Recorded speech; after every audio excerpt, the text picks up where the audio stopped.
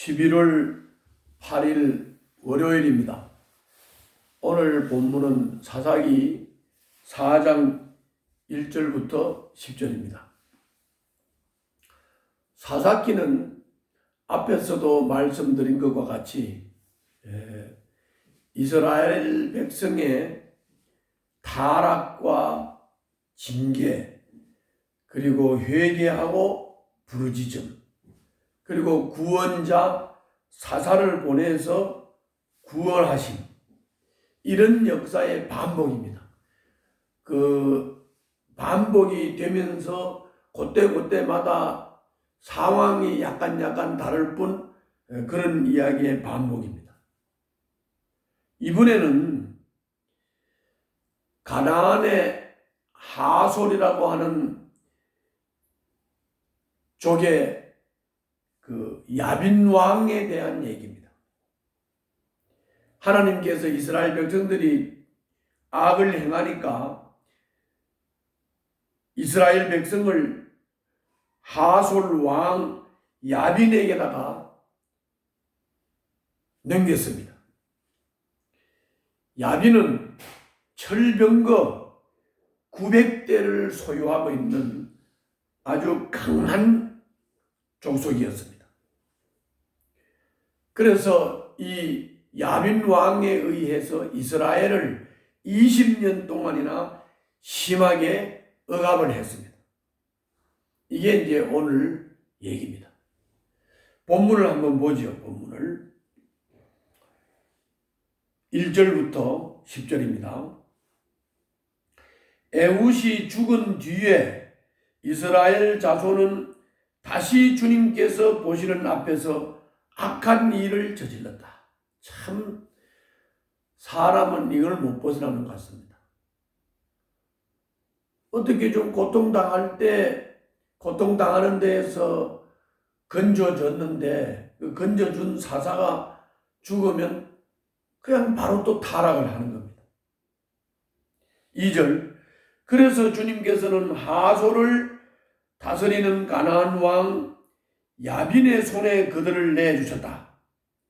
그의 군 지휘관은 이방인의 땅 하로셋에 사는 시스라였다. 그러니까는 그 야빈 왕의 군대 지휘관이 시스라였다. 시스라. 3절, 야빈은 철병거 900대를 가지고 있었으며 20년 동안 이스라엘 자손을 심하게 억압하였다. 그래서 이스라엘 자손은 주님께 울부짖었다. 이제 고통이 오니까 회개를 하고 주님께 부르짖었어요. 4절, 그때의 이스라엘 사사는 라피도스의 아내인 예언자 드보라였다. 이거는 결혼을 했고 또 남편이 있는 아내였습니다. 그런데 예언자였어요. 이 드보라. 그가 이제 사사가 되었습니다. 5절, 그가 에브라임 산간 지방인 라마와 베델 사이에 있는 드보라의 종려나무 아래에 앉아 있으면 이스라엘 자손은 그에게 나와 재판을 받곤 하였다. 그러니까 종려나무 아래 앉아 있으면 이스라엘 백성들이 와서 드보라 예언자에게, 사사에게 재판을 받았다. 6절, 하루는 드보라가 사람을 보내어 납달리의 게데스에서 아비노함의 아들 바락을 불러다가 그에게 말하였다. 주 이스라엘의 하나님이 분명히 이렇게 명하셨습니다. 너는 납달리 지파와 스불론 지파에서 10,000명을 이끌고 다볼산으로 가거라.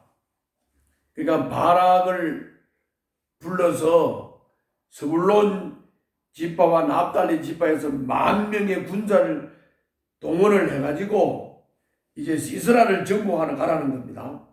7절, 야빈의 군 지휘관 시스라와 그의 철병거와 그의 많은 군대를 기송강가로 끌어들여 너의 손에 넘겨주겠다.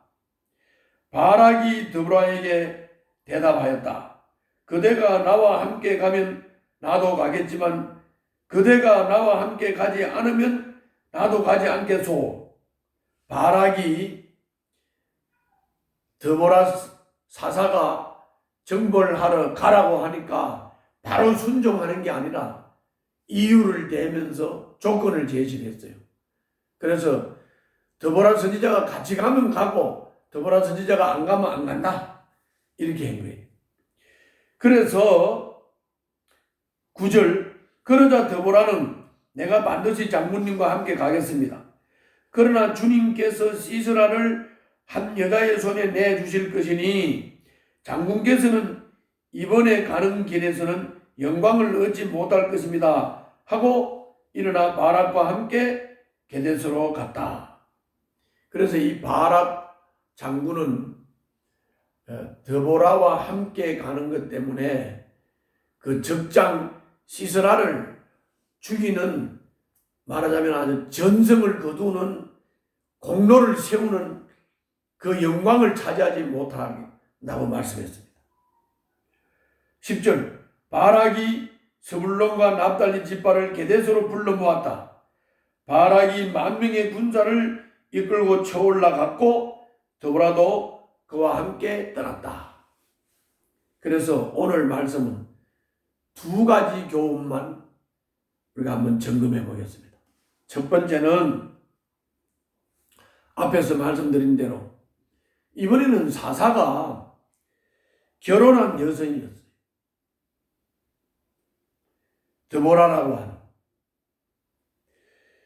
위급한 이스라엘을 구원할 사사로 결혼한 한 남자의 아내인 연약한 여자를 세웠다, 부르셨다. 이스라엘 백성들도 그 드보라를 예언자로 인정을 하고 신뢰를 하고 드보라의 이름을 딴 드보라의 종려나무 아래에서 가르침을 듣고 송사를 구하고 재판을 받고 했습니다. 하나님이 사람을 쓰실 때는 어제도 말씀을 드렸지만은 성별을 구분하지 않습니다. 출신을 구별하지 않습니다. 배경을 구분하지 않습니다.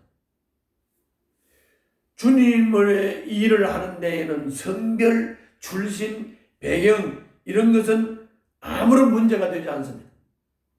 순수한 믿음으로 주님을 신뢰하고 전적으로 주님을 의지하는 그 마음의 동기, 그 순수한 믿음, 그것을 주님이 보시고 그런 사람을 주님이 쓰신다고 하는 겁니다.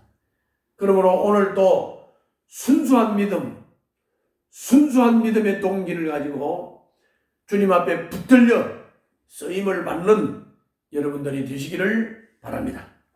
두 번째 얘기입니다.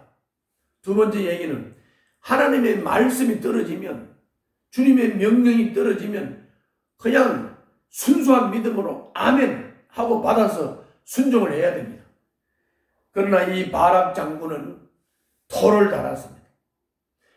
내가 드보라 선지자가 같이 올라가면 가지만 같이 올라가지 않으면 안 갈 겁니다.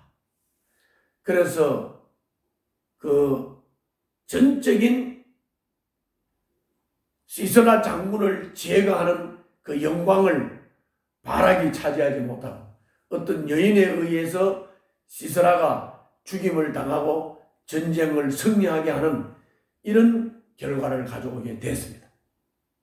그러므로 야빈을 하나님이 넘겨주셨다고 약속을 했지 않습니까? 그런데 바락은 드보라의 동행을 요구했다. 바락은 하나님의 약속, 하나님의 말씀보다 드보라의 영향력을 더 신뢰했던 것입니다. 이로써 믿음이 부족한 바락은 적장을 죽이는 영예를 놓치고 맙니다. 어떤 여인에게 뺏기고 맙니다. 주님이 약속하신 영광의 순간은 믿음으로 순종하는 사람이 얻게 되는 멸류관입니다. 바락이 주님의 말씀, 주님의 약속을 그대로 받아들이고 아멘하고 순종하고 그리고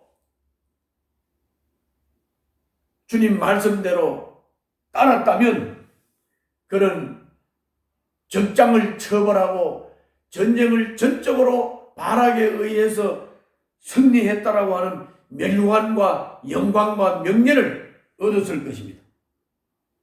그러나 그는 그렇게 하지 못했습니다. 믿음으로 도전하지 않으면 믿음의 열매도 없는 것입니다. 저도 오늘 저를 돌아봤습니다. 나도 누구의 영향력, 누구를 의존하고 누구를 의탁하면서 내가 해야 할 바, 내 스스로 독립적으로 해야 할 일을 자꾸 누구 영향력에 의존하고 누구의 힘에 의존하는 것이 아닌가를 돌아봐서 저에게도 이런 경향이 있을 수 있어서 앞으로는 내가 할 일은 내가 스스로 해야 되겠다. 이렇게 결심을 하면서 오늘도 여러분들과 함께 말씀을 나누었습니다. 기도하겠습니다. 온전히 믿고 순종하여서 주님이 약속하신 복을 받아 누리는 축복의 주인공이 되기를 원합니다. 도와주시옵소서. 예수님 이름으로 기도하옵나이다. 아멘.